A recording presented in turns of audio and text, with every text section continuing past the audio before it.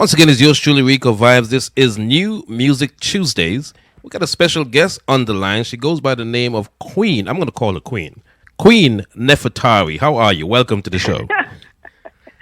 Hey Rico, I'm good, thanks. How are you? I'm doing okay. Happy New Year to you. Thank you. Same to you. I mean, you had a wonderful active 2015, man. I follow you on Instagram, I follow you on Facebook. I mean, it seemed like you were just about everywhere last year. Wow, thank you. Yeah, we kept busy. A lot of hard work went into 2014 and 2015. To make sure that 2015 was very productive. So yeah, we sort of like reaped what we sowed that year. So I'm proud of that year. Definitely. Well, take us back a bit. How long have you been in the business? How did you get started in the business? I've been in this business probably at least around 8 years now. I was actually a model first. I've done runway for Tommy Hilfiger, Dell computer ads, but music was my first love. So my first entry into music was singing background for Lindsay Lohan and Emma Bunton. She's from the Spice Girls, Baby Spice. And I did a few promo tours with them, and then I decided to pursue music as a solo artist. And a lot of my family lives in Jamaica, so they encouraged me to go to Jamaica and try and get on some rhythms down there, and that's sort of how I got into the reggae and dancehall scene. See, a lot of folks might ask, why would you leave that lucrative? I don't know if it's lucrative or not, but why would you leave the Lindsay Lohams and stuff and go on the dancehall side? That not considered that lucrative. Well, it was more initially my start in sort of that pop world was as a background singer, and that can be lucrative. But the goal was never to be a background singer for me. Gotcha. I always wanted to be my own artist. So, and then going into the dancehall or reggae scene was sort of like a strategy that I use. It's a bit easier to navigate the dancehall and reggae scene as an independent artist than it is in the pop and like R&B world. Right. In my experience, from what I've seen, there's a lot less politics and red tape. True. To sort of like pursue music, and to sort of become known, because it's a smaller market than pop or R&B. Here in the States is, it's a lot more red tape and politics to really be a known independent artist. Gotcha. Now, have you found any challenges since you've been in the business, especially challenges in the dancehall world, but also challenges as a female artist? Oh, definitely. I think overall, all independent artists,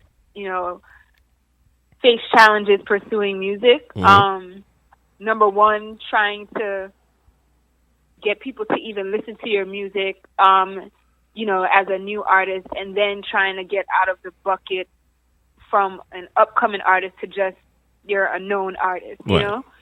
So there's sort of different levels to it. And then especially, as you said, as a female, I think females have to deal with all the stuff that males have to deal with, plus sort of like sexual things of, being a female, Not everyone is like this, but there's some people in the business who, treat you unfairly because you're a woman. They're sort of only looking at you for sex as opposed to doing business. So that's always a challenge as well. Right. Wow. Once again, folks, we're talking live with Nefatari. Now, is Nefatari your real name? Yeah, it is. Everyone asks me that, like, oh, okay, so what's your real name? Yeah. So, yeah, Nefatari is my real name. My parents are very, like, Afrocentric. When they were younger, they were, practiced Rastafarianism. So brothers and I, we all have African names. Okay. So, my name is Nefatari, and it's derived from Nefertiti, the Egyptian queen. Right. Have you been to Africa?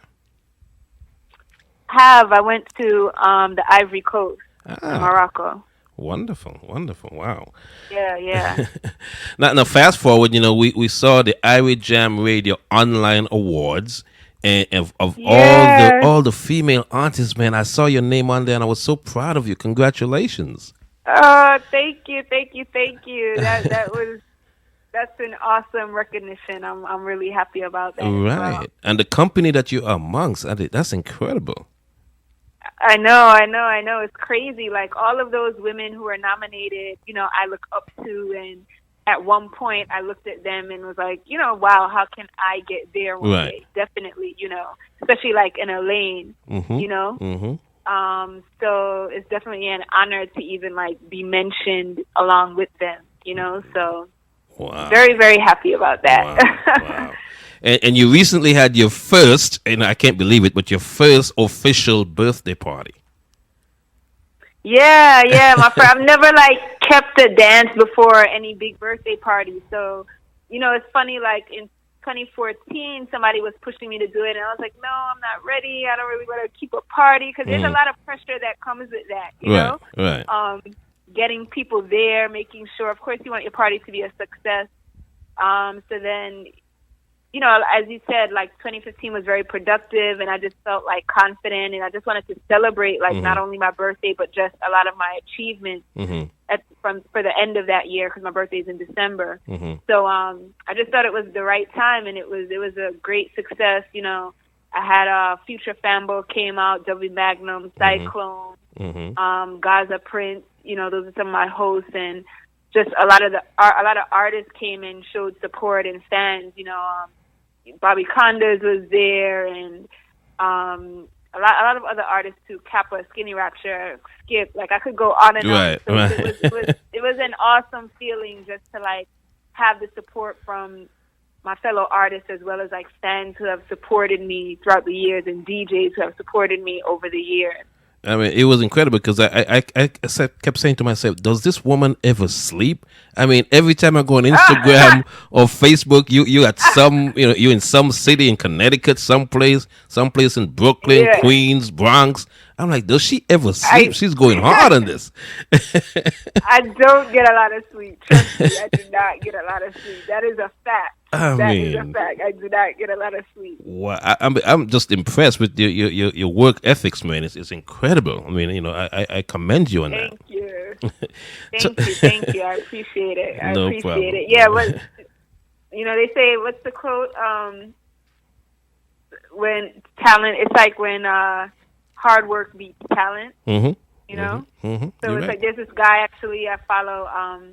He's a motivational speaker named E.T. And like, he always says, you might have more money than me. You might have more connections than me. Maybe your talent is better than mine, but you won't outwork me. That's the one thing you have control over. There you go. There you go. And I've watched you, I've watched you over the years, and I gotta say, man, not because we're talking now, but I gotta say, I really admire your work ethics. I really admire the work that you put into your craft. I really, really do. Speaking of which, thank you. The song Tonight, featuring Cargo. How did that collaboration come about? So I went to Jamaica in May 2015. I went out there for a promo tour. Actually, to tell the truth, I actually went out there because my grandmother passed away. And while I was out there, I also did a promo tour. And I did my like big onstage interview, which was huge for me. I saw that. Congrats. Yeah.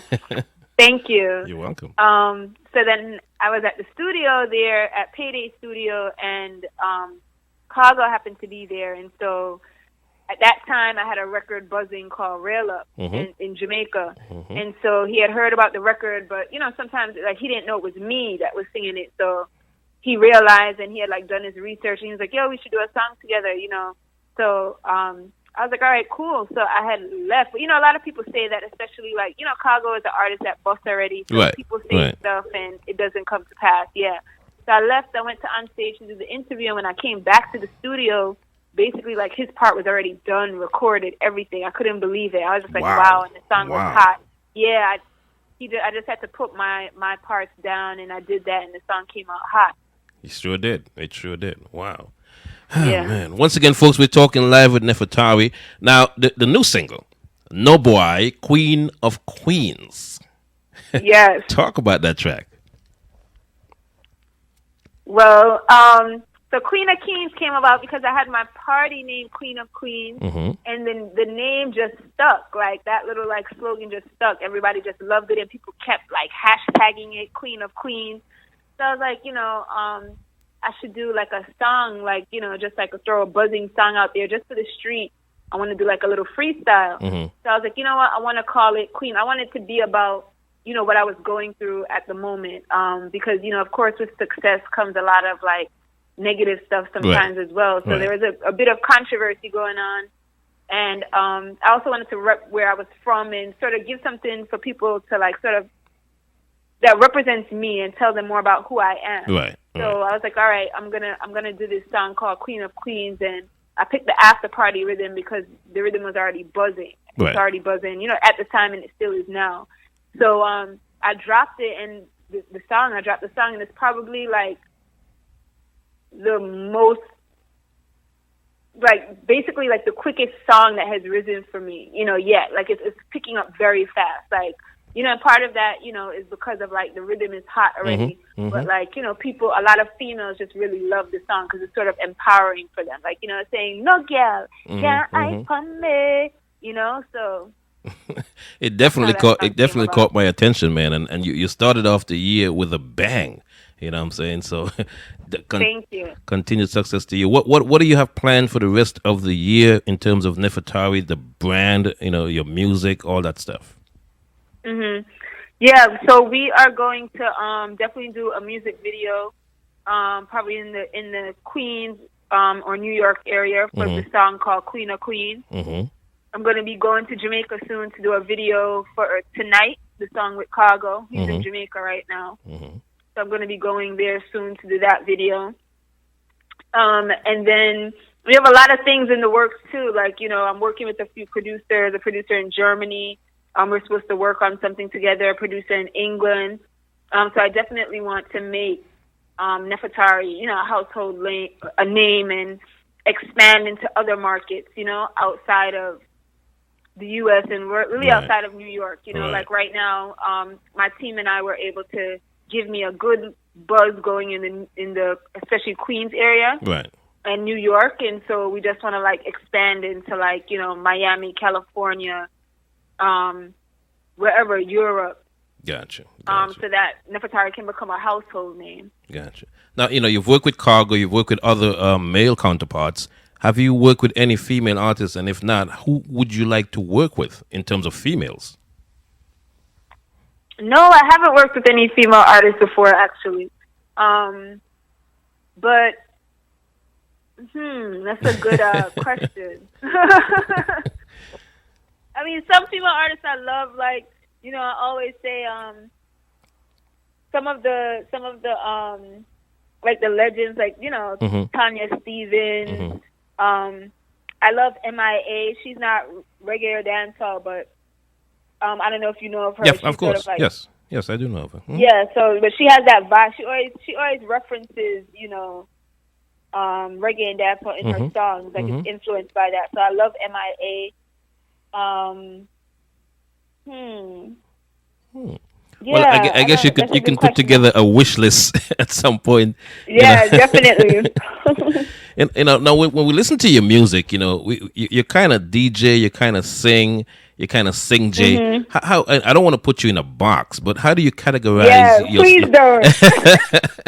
How do you categorize your sound? How do you categorize your? Are you a singer? Are you a DJ? A singer? What do you think you are? Yeah, well, I'm glad you said that because I don't want to be boxed in into like something, or even the genre of dancehall or reggae. I don't even want to be boxed into that. Because if you like, I dropped a mixtape last year called The Introduction, and if you listen to the mixtape, the first song that starts it is really a pop song, but it's reggae influenced. But it's really a pop song that's reggae influenced. And then I have another song like Rail Up on there that's really a hardcore dancehall song. And it just represents who I am. Like I grew up in America, but my whole family is from Jamaica. So I grew up listening to like Dennis Brown, Sanchez, Bob Marley. But I also grew up listening to hip hop and pop on Hot 97, Right. So I would call myself a singer. I don't really I don't like to be referred to as a DJ because I don't think I'm a DJ. Right. Yeah, like I'm not. I would never compare myself like to a Spice. So I like to be referred to as a singer. Yeah. Okay. Would you consider yourself gangster? Would you consider yourself a nice girl, or you got that nice girl outward appearance, but Yeah. inwardly you could be that you got that gangster walk and that gangster talk. Yeah, definitely not gangster. I don't think I would like use if you used one word, I wouldn't call me gangster. But Okay. I think everybody, has a side in them that comes out. So, for example, most of my stuff is like usually like nice little songs or whatever. And so, like when Rail Up was released, a lot of people were shocked because I had never done such a raw song like that. Even when Tonight was released, and I listened, I remember hitting you up and go, "Do Yeah. you have the radio version?" Because Yeah. I listened to the raw version. I'm like, "Wait a minute." Yeah, that song is really, yeah. So, but I think it's okay to show different sides. Of course. At some point, everybody is not the same all the time. I'm sure if somebody gets you upset, people see a different side of you. Yes. So I wouldn't use one word like to describe me like as gangster at all. But do I have like kind of tough songs? Like like Queens of Queens is a bit more of a street song than my other songs. Right. Well, what are your goals? What do you have any dreams, any aspirations other than making it big and making a household name? What are your other goals? Of course, yeah. I love empowering women, so I would love to like do motivational speaking to women and young girls, or just anybody. I would love to like be known as like a motivational speaker. I definitely want to have a few businesses. I love fashion, so I want to get into that somehow, whether it's having my own clothing line or being the face of a brand. I definitely would like to get that done as well. And one I would also love to like I've also thought about I want to have a music conference. That's sort of like we have a lot of music conferences up here for hip hop and pop. Like BMI will have them, or labels will host them, but we don't have it for the dancehall and reggae community. And I think there's a huge lack of education. Yes, you're right. And awareness. And awareness in the reggae and dancehall community. And they have to be awoken. Like it's really sad to me sometimes. So I would love to see that happen. I've never heard of that like happening yet. I don't know if it's just I'm unaware or it's really not happening. What? It's funny you should say that. It's something that I preach on my shows here all the time. The fact that there's no type of grooming schools for reggae and dancehall artists. They come out and then you just let them go to the wind. Sometimes I find myself interviewing artists here and they don't even know how to conduct a proper interview. And that all comes from some kind of training. So you're right. They do need to be some kind of training. Yeah, but not even training, but it's more like the music business. Like well, that's true too. Yes. Yeah, knowing how you get paid, knowing that you're supposed to get paid if you write a song, knowing how to register your songs, things like that. You'd be surprised. A lot of people don't know anything about it. You're right. Well, that is that's wonderful. That's if you can get that happen and get that accomplished, that's something definitely wonderful. Yep. Once again, folks, we're talking live with Miss Nefatari. Now, what do you do for fun before you go? What do you do for fun when you're not thinking about music? You're just relaxing. What do you do? I love going out to eat. I love going to restaurants, going out to eat. As slim and as slim as you are, you like to eat. I mean, really, where does the food go? I know. I know. Tell me about it. Oh man. Okay. All right. So you like to eat. What else do you like to do? I like to travel. I love to travel. Okay. And just like any outdoor things, so yeah, I would say like going out to eat and traveling are my top two things to do. And then I spend just time with my family and friends. Like I have two brothers. So I try and keep up with them because I'm really busy, so I don't get to see them a lot. Gotcha. Gotcha. And my other friends who I grew up with. So. Okay. All right. Well, we're live in Canada. We're live in Germany. We're also live in the Gambia, Africa, and also in the UK. How can folks get in contact with you? How can folks follow you on your social media? I know you're very active on social media. So how can folks follow you? I'm on Instagram at Nefatari Music. That's at Nefatari Music. You can check out all of my music videos and my performances and new music on youtube.com/Nefatari TV. And then I'm on Twitter, twitter.com/Nefatari Music and facebook.com/Nefatari. Oh, there you go. So, folks, there you go. There you have it. And fellas, trust me, she's a looker. Okay, so when I tell her she's a former model, she can still be a model today. So, fellas, trust me, you'll get a lot of male fans from this interview. So, shout out to your fans before you go, man. Yeah, shout out Nephi Nation, all of my supporters. Nephi Nation is all of my supporters who've been, following me, listening to my music. Thank you so much. It means the world to me.